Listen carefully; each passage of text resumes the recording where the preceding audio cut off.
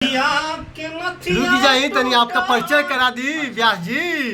अरे आप इतना दिन के बाद मिलल बानी, इतना बड़ स्टार। और आई भैया आप लोग के फिर आपके बीच में हसन निराला जी की आवाज़ में एक और गीत सुनी, बहुत ही प्यारा गीत बा। हाँ गाई व्यास जी। हर तनकिया के नथिया टूटल, हर कन के झूलनिया डाला चकावत चले। ओए होए ओए होए, डाला चकावत चले बाबा बबुनी धोबिनी ओहे, डाला चकावत जय हो। चले बबुनी धोबिनिया डाला चकावत चले। नकिया के नथिया टूटल, नकिया के नथिया टूटल, कान के झूलनिया डाला चकावत चले बबुनी धोबिनिया डाला चकावत चले बबुनी धोबिनिया डाला चकावत चले।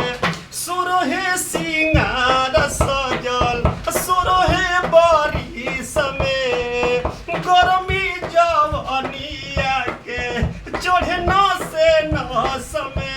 सुरहे सिंगार सजल सुरहे बारिश में, गर्मी जवनिया के चढ़े न से न समय।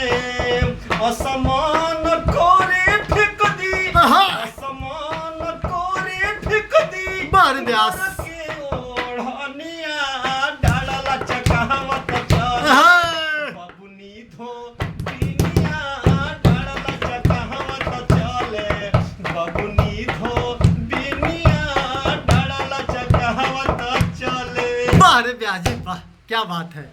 तनी दर्शक के भी बता दी आप।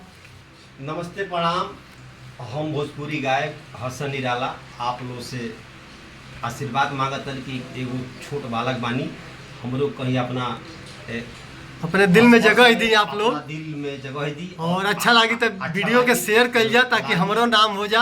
हाँ, ताकि हमरो नाम हो जाओ जी, लाइक जी, करी सब्सक्राइब करी। आ एगो भाई के उपाध्याय बानी हम कि एगो भाई आज कम से कम 18 साल के बाद हमने के एकत्रित भइल बानिया। मिलन भइल बा। जय माता दी, हर हर महादेव, श्री शंभू।